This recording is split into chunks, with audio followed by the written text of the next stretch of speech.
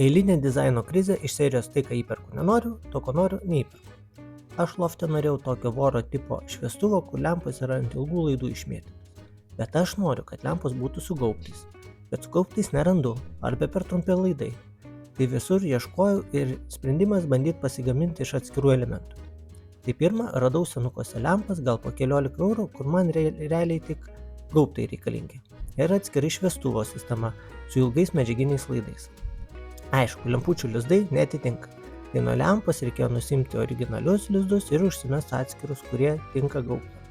Procedūra nesudėtinga, bet pusdienį suvalgė. Ir galiausiai turiu tai, ko noriu. Sau naudaus gaubtai apie 75 eurai, lempa kažkur apie 100 ir lizdai 15. Tai sumoje tilpau į 200 eurų. Pusę velnio. Toliau dar bus reikalų visą tai pasikabinti, turint beveik 4 metrų aukščio lubas.